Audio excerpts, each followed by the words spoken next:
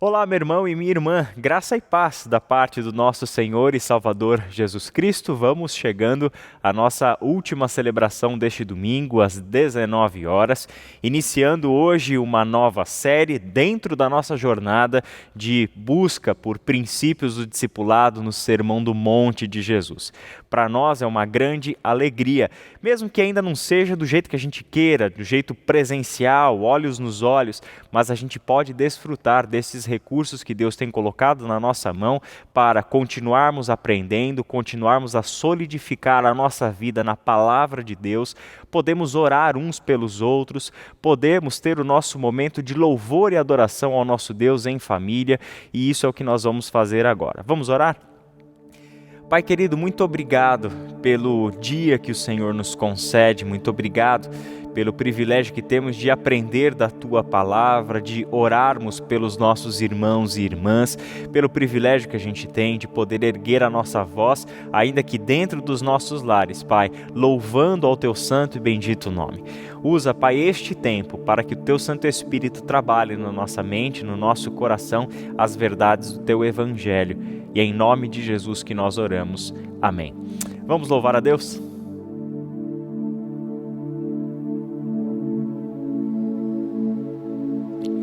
Olá, meu irmão, minha irmã, juntos aqui para louvar e engrandecer o nome do nosso Deus. Vamos todos juntos cantar e louvar o seu grande nome.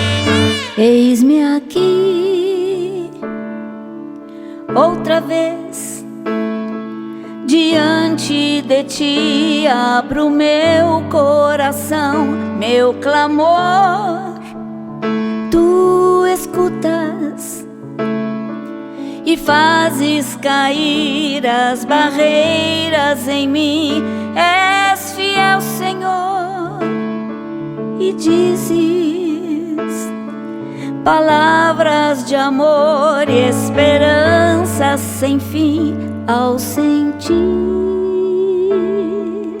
teu toque.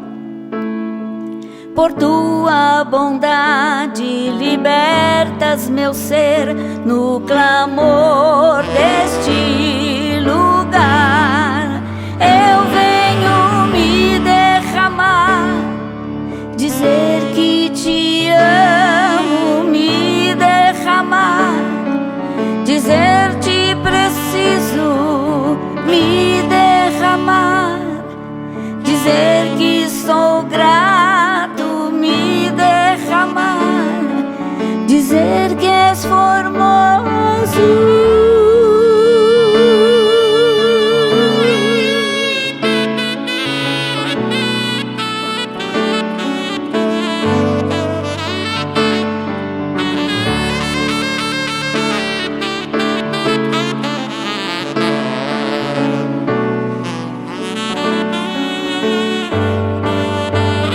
Eis-me aqui, outra vez, diante de ti abro meu coração, meu clamor,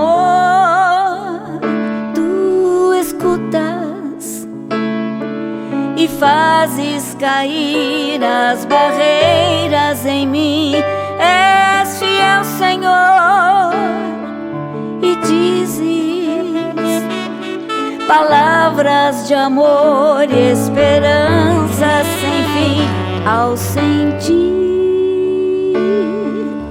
teu toque. Por tua bondade libertas meu ser no calor deste lugar.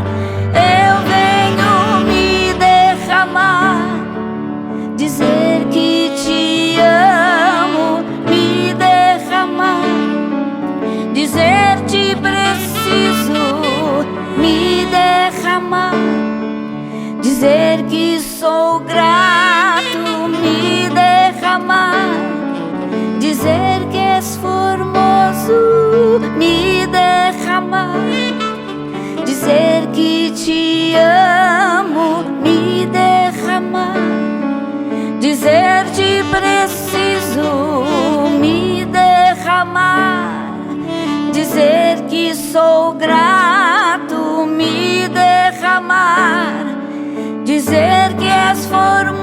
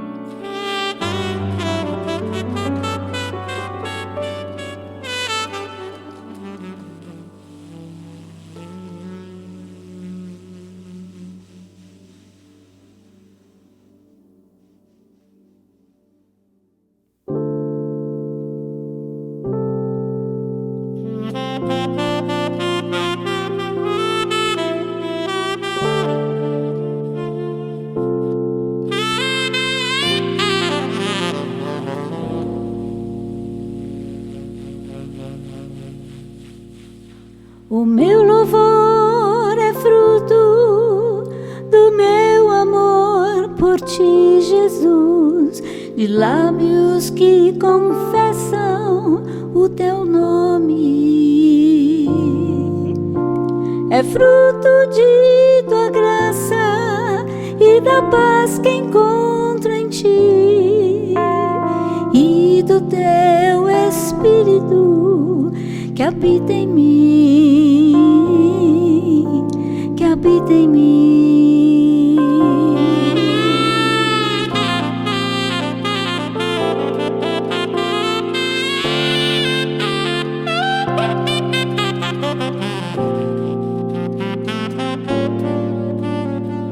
O meu louvor é fruto do meu amor por ti, Jesus, de lábios que confessam o teu nome.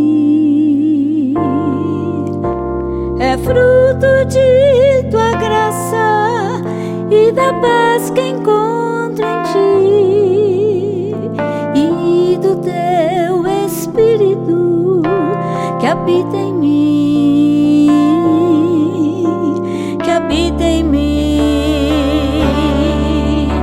Ainda que as trevas venham me cercar, ainda que os montes desabem sobre mim, meus lábios não se fecharão.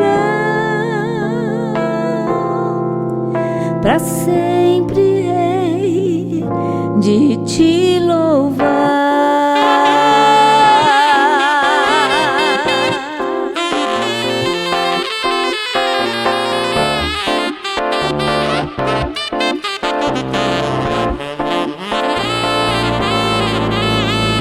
O meu louvor é fruto do meu amor por ti, Jesus, de lábios que confessam o teu nome. É fruto de tua graça e da paz que encontro em ti, e do teu Espírito que habita em mim, que habita em mim. Ainda que cadeias venham me prender, ainda que os homens se levantem contra mim, meus lábios não se fecharão. Para sempre hei de te louvar. Ainda que cadeias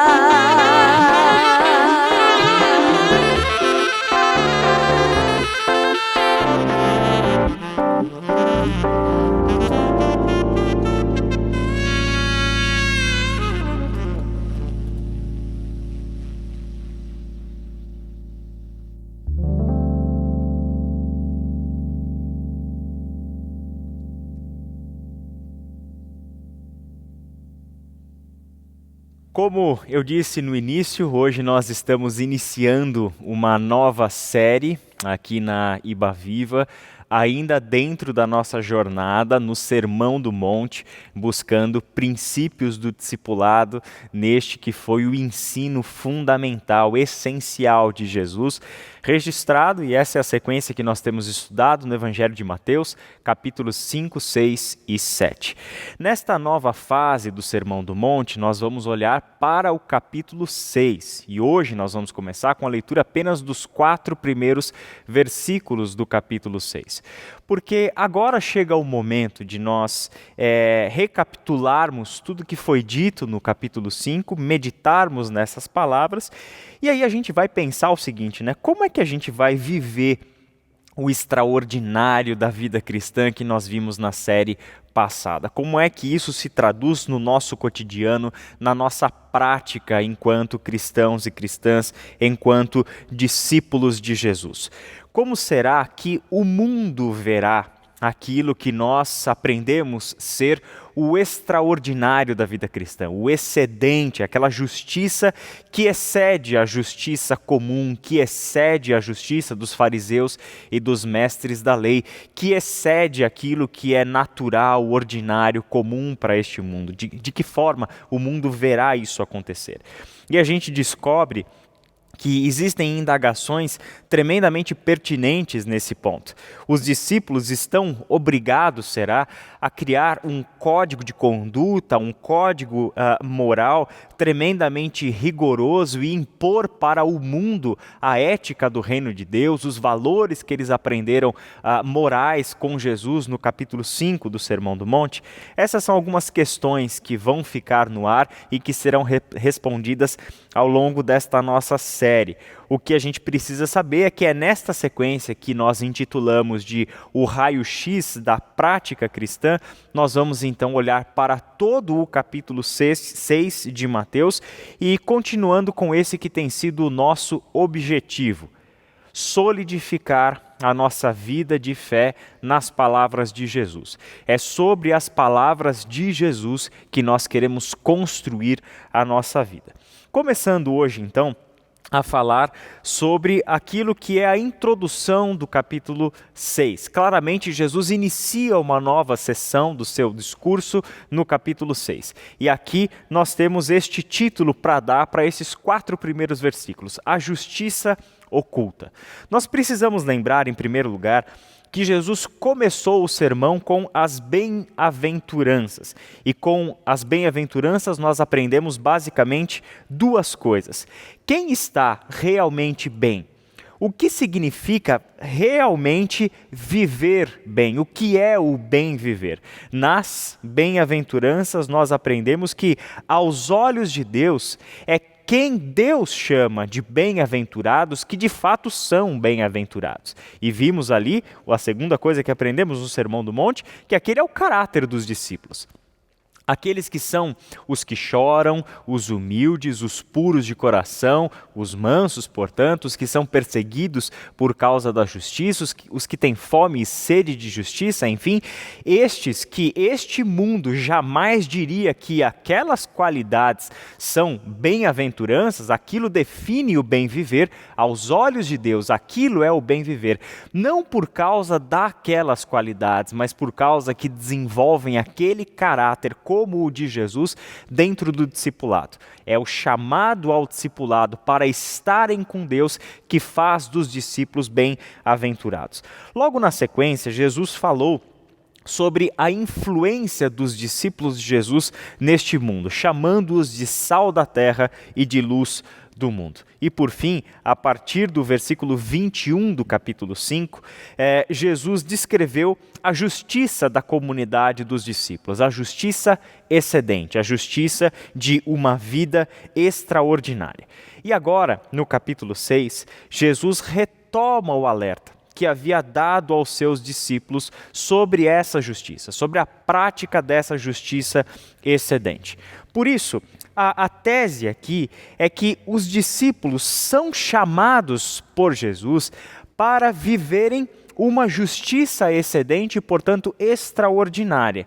E os discípulos que são chamados a viverem o extraordinário não devem praticar as suas obras de justiça para serem vistos pelos outros. Então, neste texto inicial do capítulo 6 de Mateus, do versículo 1 até o versículo 4, é que Jesus ensina aos discípulos sobre a prática de uma justiça autêntica na nossa relação com Deus, com o mundo e com nós mesmos.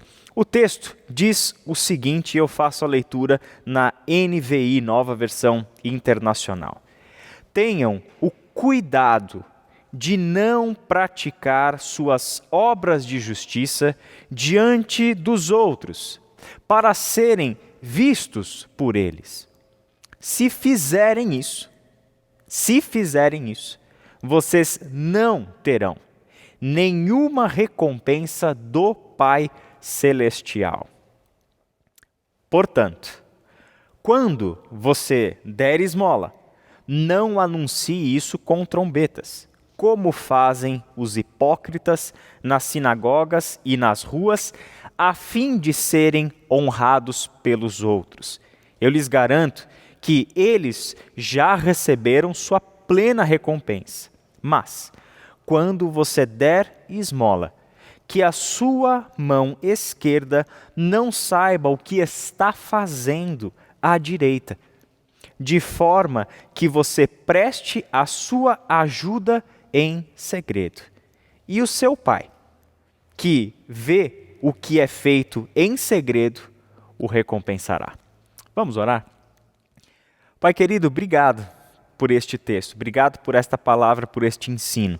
Nosso pedido agora é que Teu Santo Espírito nos ilumine, Pai, os olhos, o coração, a mente, para percebermos toda a profundidade das Tuas palavras e do quanto estas palavras nos chamam para uma vida autêntica na presença do Senhor, para uma vida consciente de que o nosso coração, as nossas motivações devem ser vistas, Pai, plenamente pelo Senhor e desta forma, Pai, avaliarmos como nós temos vivido. Dá-nos, Senhor, a bênção de sermos críticos para com nós mesmos, para podermos, Pai, colocar para fora da nossa vida tudo aquilo que não está de acordo com a Tua vontade, com o desígnio do Teu Evangelho para nós. É em nome de Jesus que nós oramos. Amém. Eu gostaria de começar chamando a atenção para aquilo que é a palavra inicial de Jesus nesta parte do Sermão do Monte, que é uma advertência clara. E isso marca a transição de tudo que foi dito no capítulo 5, que culmina no extraordinário, que é o amor aos inimigos.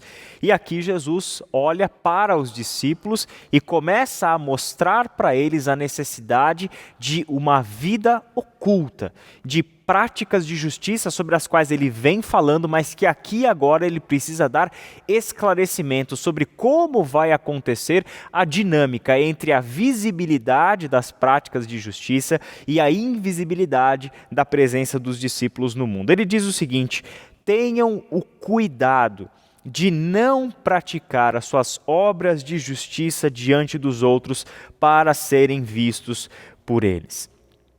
Praticar obras de justiça, no capítulo 5, que é a justiça excedente, dizia respeito à vida dos discípulos no mundo. Então, tudo aquilo que a gente viu na série anterior, o extraordinário da vida cristã, falava de uma justiça num sentido moral de justiça. Falava sobre a bondade, sobre o perdão, sobre a reconciliação, sobre a pureza tanto do nosso coração quanto do nosso olhar. Neste contexto, fala sobre a fidelidade conjugal, fala sobre honestidade, sobre autenticidade, sobre a mansidão, sobre o amor. Mas agora, no capítulo 6, Jesus vai tratar da outra face da justiça do reino de Deus.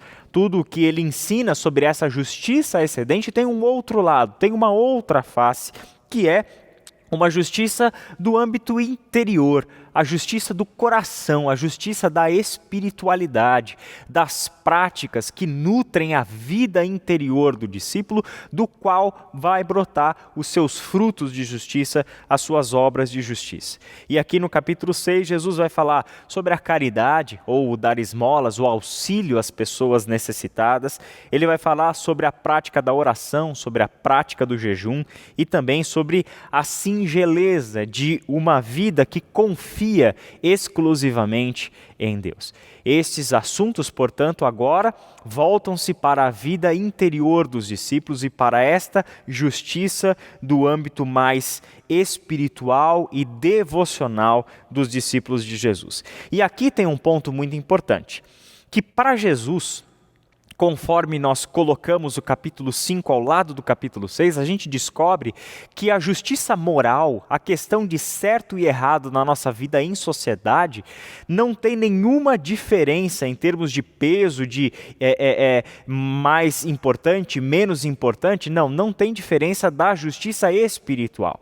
Nós estamos falando de tanto a prática moral quanto as nossas práticas devocionais de vida interior que nutrimos na relação com Deus, elas têm peso de igualdade. A justiça proveniente dessas duas esferas tem um peso de igualdade no ensino de Jesus.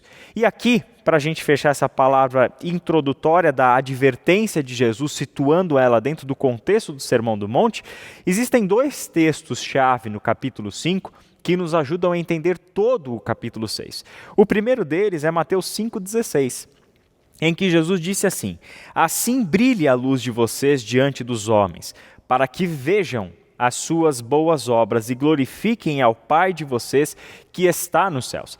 Talvez você já tenha percebido aqui uma aparente contradição no ensino de Jesus, porque aqui em 5,16 ele diz que a nossa luz deve brilhar diante dos homens, a fim de que as nossas obras sejam vistas pelas pessoas. E desta forma as pessoas glorifiquem ao nosso Pai que está nos céus. E logo no início do capítulo 6 ele diz que nós devemos cuidar para não praticar obras de justiça na presença das pessoas, para sermos vistos pelas pessoas. Ora, então como é que a gente resolve esse problema? Esse é um ponto que logo no comecinho do capítulo 6 Jesus vai levantar para nós e a gente vai conversar sobre isso. E também no versículo 20, pois eu lhes digo que se a justiça de vocês não for muito superior à dos fariseus e mestres da lei, de modo nenhum entrarão no reino dos céus. Eu gostaria que você deixasse estes dois versículos muito vivo na sua mente ao longo de toda esta série no capítulo 6 do Sermão do Monte. Por quê? Porque o tempo todo a gente vai voltar à explicação disso daqui. Tudo que Jesus está ensinando tem a ver com estes princípios basilares do discipulado que ele coloca nestes dois versículos do capítulo 5. Então, a justiça que excede, a justiça dos discípulos de Jesus, que é extraordinária, vai além daquela que eles conheciam, praticada pelos fariseus e pelos mestres da lei, não tem somente aquela dimensão moral, não tem somente naqueles contrapontos que Jesus foi fazendo com o ouvistes o que foi dito e eu, porém, vos digo, a sua essência. Tem uma outra dimensão. Tem a vida espiritual e as nossas motivações. É do nosso coração e das motivações do nosso coração que nascem as nossas práticas de justiça, as nossas obras. E é exatamente sobre isso que Jesus ensina no capítulo 6. E assim, ele conclui a sua advertência. Se vocês fizerem isso o quê? Se vocês praticarem as suas obras de justiça para serem vistos pelos homens, vocês não terão recompensa do Pai Celestial. Então Jesus coloca em pauta o seguinte: praticar as obras de justiça é inerente aos discípulos e discípulas de Jesus. Por sermos o sal da terra e a luz do mundo, praticaremos boas obras. O que são boas obras? Nada mais e nada menos do que as obras que Deus realiza. Olhamos para a palavra de Deus e agimos conforme aquilo que vemos Deus fazer, aquilo que vemos Jesus fazer. Isso se torna o padrão das nossas ações, das nossas obras. Então, inevitavelmente, as nossas boas obras serão realizadas. Só que agora Jesus faz uma advertência acerca das nossas motivações. Por que nós fazemos o que nós fazemos? O que nos leva a agir de determinada forma e não de outra? Porque parece que de alguma forma estamos esperando alguma recompensa. A recompensa pode ser visto pelos homens, ser vistos pelos homens e, a partir daí, receber uma recompensa de quem? Dos próprios homens, das próprias pessoas que observam as coisas boas, bonitas, valiosas que nós fazemos e nos aplaudem, nos honram, nos fazem homenagens, trazendo isso para o mundo de redes sociais, etc. Dão os seus likes, compartilham as coisas que a gente faz, aplaudem a gente virtualmente, etc. É isso que Jesus vai mostrar para nós. Pare para pensar. Essa é a advertência, o ponto de exclamação que ele coloca logo no início do seu discurso. Parem para pensar o porquê vocês estão fazendo o que vocês estão fazendo. Como vocês estão fazendo aquilo que deve ser feito. É isso que está, portanto, em jogo em todo o capítulo 6. Então, na totalidade do sermão, Jesus vai mostrar para nós que os seres humanos e, portanto, os discípulos de Jesus possuem principalmente duas características na composição do ser deles que promove uma certa oscilação. Seres humanos oscilam entre a covardia e a vaidade. Com os discípulos não é diferente. Então, John Stott comenta isso de um jeito muito legal. Ele diz o seguinte: por causa da covardia, a luz dos discípulos deve brilhar. Por que isso? Porque Jesus disse no capítulo 5, versículo 16, que os discípulos são sal da terra e luz do mundo. Logo, a presença dos discípulos no mundo é uma presença que há de praticar as obras de Deus. Logo, ser sal da terra e ser luz do mundo coloca os discípulos numa posição inevitável neste mundo de fazer coisas, de agir de uma determinada forma, de praticar determinadas obras de justiça inerentes a quem eles mesmos são. E desta forma, eles inevitavelmente serão vistos. Jesus precisa lidar com a covardia em que os discípulos acabam temendo viverem pelos ideais que devem viver, porque sabem que serão vistos. A covardia é o que às vezes nos impede de agir de acordo com a nossa fé em Cristo, porque justamente tememos que as pessoas nos vejam fazendo aquilo, praticando aquelas obras, vivendo de determinada maneira. Não é à toa que os comentaristas hebreus do Antigo Testamento costumavam dizer que o não temas é o 11º mandamento pela quantidade de ocorrências que este imperativo acontece no texto do Antigo Testamento. E o não temas diz respeito ao seguinte: não se acovarda, não tenha medo de fazer aquilo que Deus está dizendo que deve ser a sua ação no mundo. Josué capítulo 1, por exemplo, é um exemplo claro disso. Josué capítulo 1 é Deus dizendo para Josué: olha, não temas, vá em frente, não, eu sou contigo. Não se acovarde diante do desafio e da obra que eu coloquei na tua mão para realizar. Os discípulos precisam, por um lado, de uma injeção de ânimo da parte do Mestre, justamente porque um dos nossos polos é o polo da covardia. Mas nós temos um outro polo, o outro extremo, que é a nossa vaidade. E por causa da vaidade, a piedade dos discípulos deve ser ocultada. A vida piedosa, como tudo aquilo que nós fazemos, é um tremendo de um risco, constitui-se como uma tentação para os discípulos. Agirem de determinada forma, mesmo que seja correto, mas pelas motivações erradas. Querer agir movidos por sua própria vaidade e orgulho, o desejo de reconhecimento. Isso não pode acontecer entre os discípulos de Jesus. E meu irmão e minha irmã, nós estamos aqui diante de uma tentação gigantesca e nós temos visto quantos homens e mulheres que têm caído na tentação de irem para uma vida pública nas redes sociais e de tantas formas com a motivação de serem vistos pelos outros. A investigação do nosso coração, dos nossos desejos e das nossas intenções é o que Jesus coloca em pauta no capítulo 6 do Sermão do Monte. Dessa forma, Jesus parte para o exemplo. Este, portanto, é Jesus pegar aquele princípio e aplicar a uma prática, a algo que ele espera ser comum entre os discípulos. Note que o quando você der esmola vai ser repetido com outros exemplos ao longo do capítulo 6. Por exemplo, quando você orar, quando você jejuar. Todas essas coisas, portanto, mostram que Jesus não está dizendo se você der esmola, se orar, se jejuar, mas sim quando você praticar essas coisas. Aqui nós temos um ponto importante, que é, Jesus não espera nada de diferente daquilo que eram práticas de uma vida espiritual conforme o judaísmo do seu tempo. Eram práticas comuns. A gente sabe que dar esmolas, fazer orações, praticar o jejum é comum no judaísmo, é comum entre os cristãos, mas também são práticas comuns entre outras religiões. Ele nos mostra o seguinte, quando você fizer estas coisas, e aí o quando vai nos colocar diante de duas realidades. Primeiro, Jesus espera que essas coisas sejam realizadas. Jesus espera que os seus discípulos ajudem os necessitados. Aqui na Iba Viva, você sabe, a gente orienta as pessoas que estão chegando na igreja a lidarem com as suas contribuições financeiras de duas formas.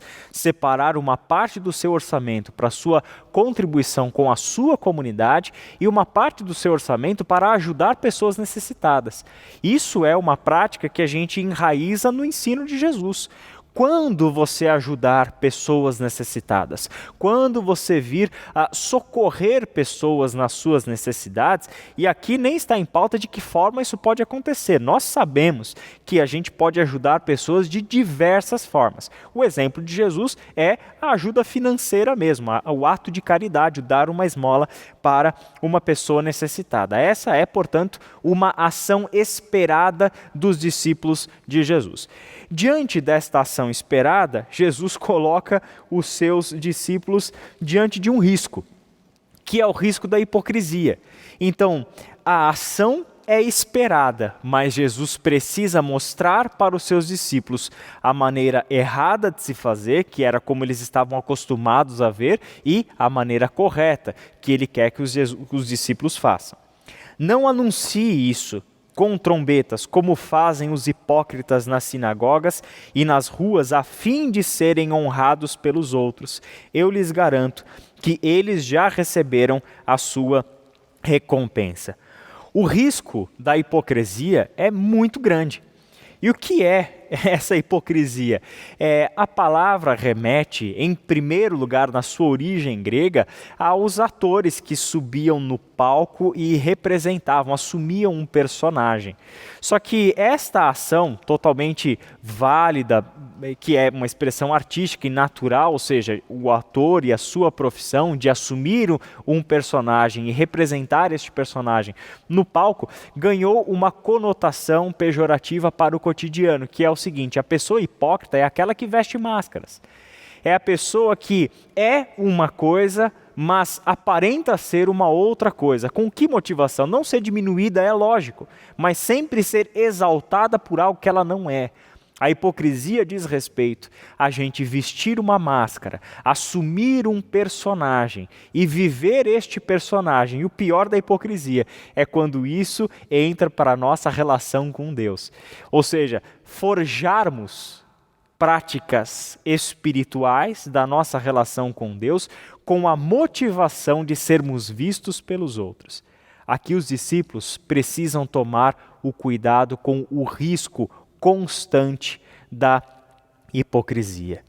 Parecer piedoso não é o mesmo que ser piedoso. Parecer ser uma pessoa humilde ou santa não é a mesma coisa do que ser uma pessoa humilde e santa. Se a gente quiser pensar isso de uma outra forma, eu me vestir como um atleta não me faz um atleta. Eu me dizer um atleta não me faz um atleta. Parecer um atleta não é a mesma coisa do que ser um atleta. Portanto, a prática da justiça possui uma ambiguidade. Ao mesmo tempo que ela deve ser oculta, ela deve ser vista.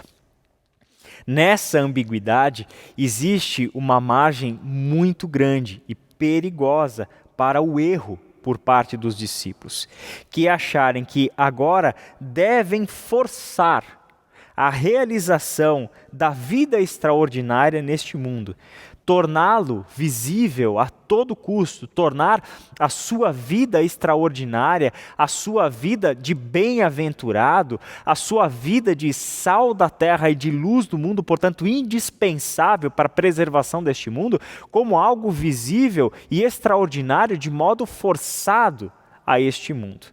Dietrich Bonhoeffer diz o seguinte: como se os discípulos fossem chamados a agir no sentido de erigir na terra um reino celestial em desprezo e destruição da ordem terrena, em indiferença entusiástica para com o século presente e a estabelecer o extraordinário do novo mundo, a torná-lo visível, separar-se do mundo radicalmente e sem meios termos, para assim forçar a realização do elemento cristão do extraordinário que corresponda ao discipulado. Como nós dissemos na semana passada, encerrando a série do extraordinário da vida cristã, não é dessa forma que Deus espera que os discípulos vivam o extraordinário neste mundo. Não é fazendo estardalhaço, não é erguendo bandeiras de uma forma irracional. E irracional, que eu digo, é em desacordo com a Bíblia. Não é vivendo uma vida de suposta piedade e aparência e fazendo muito barulho para esse mundo ver quem a gente é. Não. É na singeleza e na humildade da obediência à palavra de Cristo. É dessa forma que a gente vive o extraordinário. Mas como é que vai fazer com as obras que precisam ser vistas pelo mundo? As obras de justiça, conforme a gente vai perceber lá no final do capítulo 5, se traduzem sempre em amor. O que é a prática da justiça dos discípulos de Jesus? É a prática do amor. É a prática de justiça excedente, cujo ápice é o amor ao inimigo. O amor de uns pelos outros é o que nós devemos uns aos outros. É pelo amor que a comunidade dos discípulos e das discípulas de Jesus vive. Por isso, Kierkegaard traz uma explicação para essa relação muito bonita. Ele diz o seguinte: o indivíduo deve vigiar sobre si mesmo, para que o reconhecimento do seu amor não se torne a seus olhos mais importante que a única coisa que realmente importa, que este último dê frutos e por isso possa ser reconhecido. Como é que as nossas obras de justiça serão vistas pelas pessoas? Elas são consequência de uma vida interior oculta em Deus. A prática do amor será vista, visível, se tornará visível a este mundo, na medida em que nós fazemos, criamos, alimentamos as nossas práticas e a nossa vida em Deus. E desta relação com Deus é que damos ao mundo bons frutos.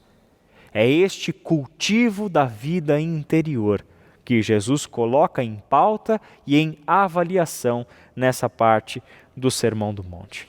Por isso, qual é a prática correta? Mas quando você der esmola, que a sua mão esquerda não saiba o que está fazendo a direita, de forma que você preste a sua ajuda em segredo, e seu Pai que vê o que é feito em segredo o recompensará. É interessante você perceber que em todo o capítulo 6, Jesus está fazendo afirmações que devem ser vistas como cômicas dentro do seu contexto. Uma pessoa que vai dar uma esmola para alguém, então para ele levar um dinheiro até uma pessoa necessitada, ele contrata uma banda, contrata trompetistas, saxofonistas, flautistas e etc., para que esses homens vão à frente tocando aqueles instrumentos para que chame a atenção de todo mundo, para que este gesto de dar a esmola para uma pessoa seja visto acompanhado por este fundo musical tremendamente chamativo daquelas pessoas que tocam aqueles instrumentos. Jesus está mostrando aqui mais uma vez, olha, eu preciso que vocês entendam que a gente vai chegar num ponto, e esse é o nosso alvo no discipulado, para que a prática correta e justa de ajudar uma pessoa necessitada seja algo tão natural para você que a tua mão esquerda não vê o que a direita faz, que a mão direita não vê o que a esquerda está fazendo.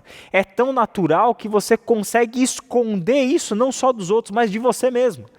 Que você mesmo nem já percebe que você está fazendo aquilo, de tão natural que ele é. Assim como nós não percebemos o tempo todo que nós estamos fazendo o tempo todo o movimento de respiração, inspiração e expiração. A gente não percebe porque nos é natural.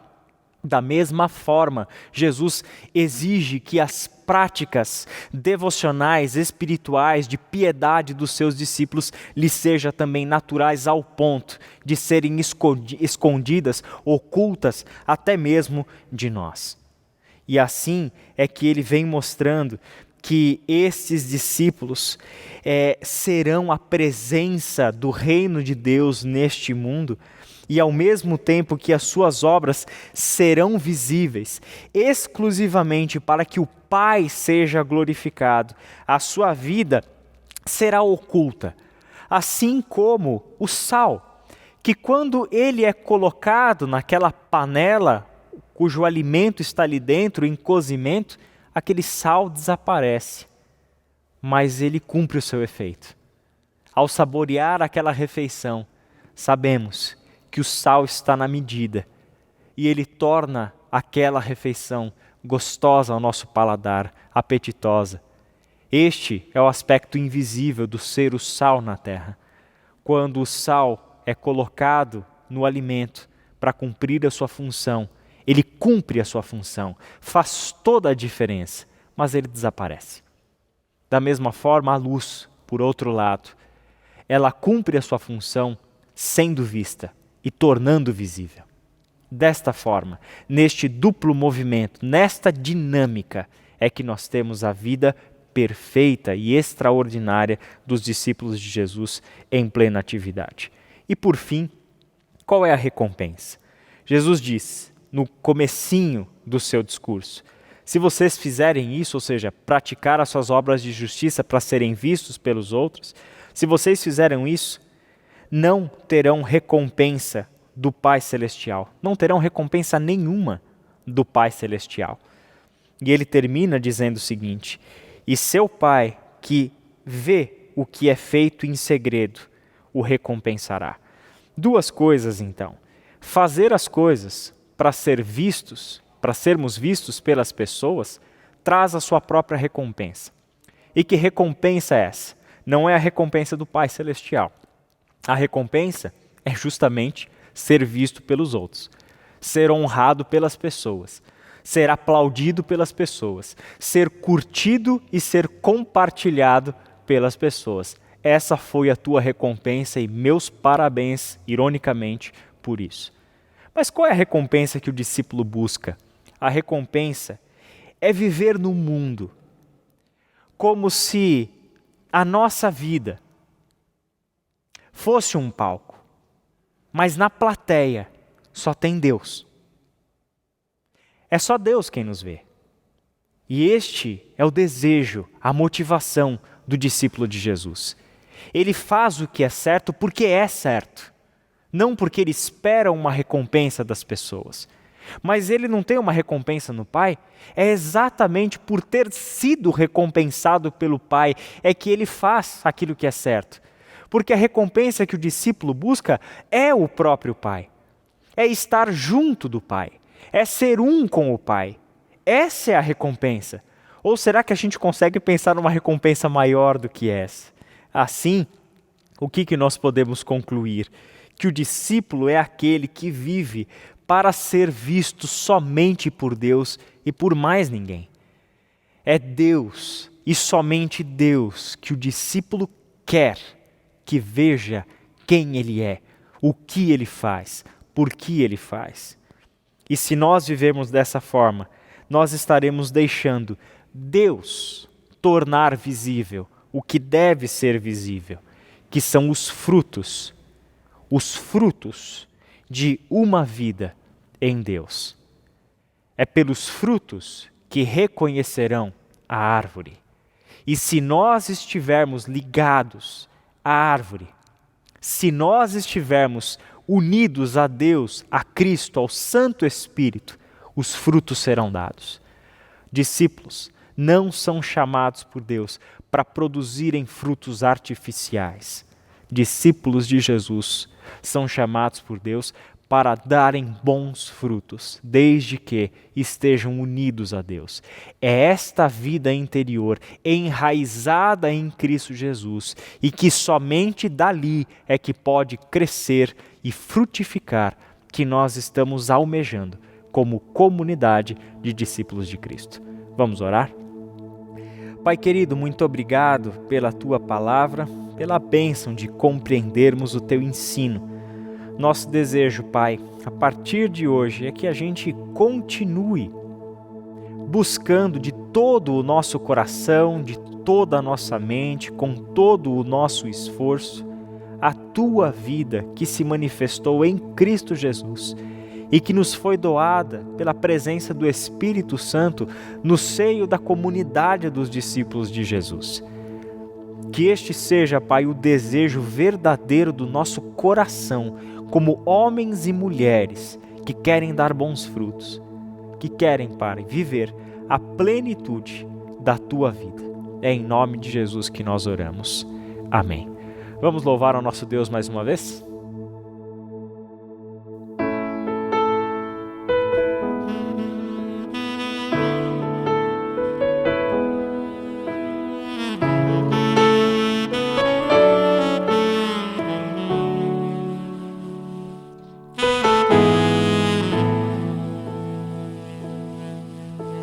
Sonda-me, Senhor, e me conhece. Quebranta o meu coração. Transforma-me conforme a Tua palavra e enche-me até que em mim se ache só a Ti. Então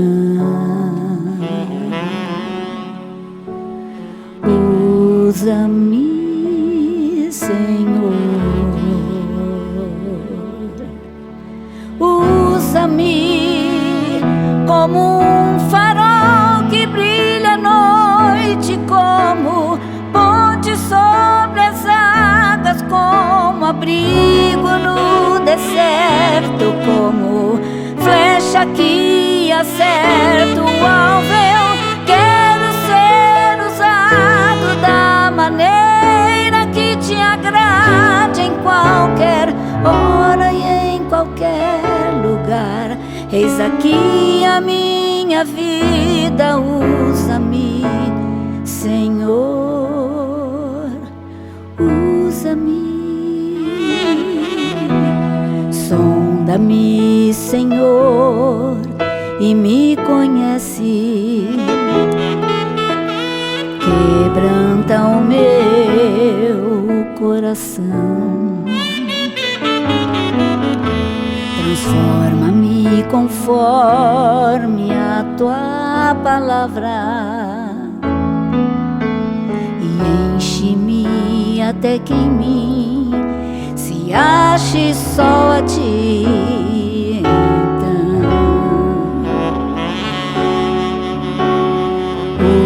usa-me, Senhor,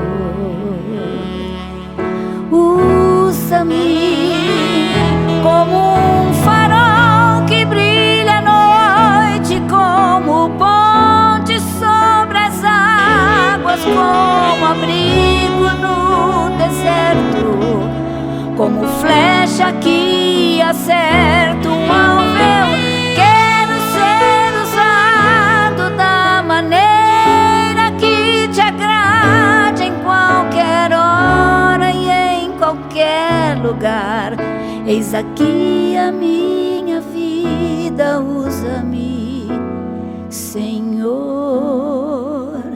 usa-me, sonda-me,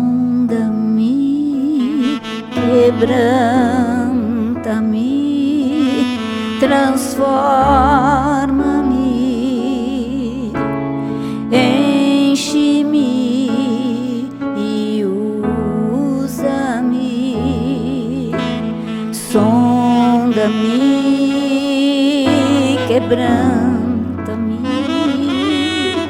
transforma-me, enche-me e usa-me, Senhor,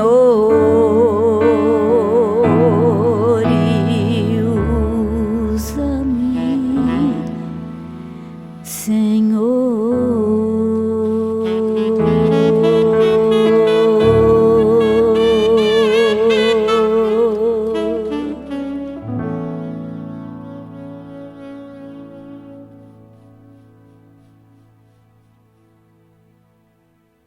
A nossa celebração vai ficando por aqui e desde já peço a Deus que te conceda uma semana abençoada, que você se sinta acolhido, acolhida na graça e na paz do nosso bom Deus. Vamos orar? Pai querido, obrigado por mais essa oportunidade que tivemos de ouvir a Tua palavra, de orarmos juntos, de orarmos uns pelos outros, de louvarmos e engrandecermos o Teu santo e bendito nome. Abençoa-nos, ó Pai, com uma semana cheia da Tua presença, cheia de reflexão, cheia de momentos devocionais para assimilarmos tudo aquilo que temos aprendido com a Tua palavra. E que o amor de Deus Pai, que a graça do nosso Senhor e Salvador Jesus Cristo e que a comunhão e as consolações do Espírito Santo sejam com todos nós, hoje e sempre. Amém. Que Deus te abençoe e te dê uma ótima semana.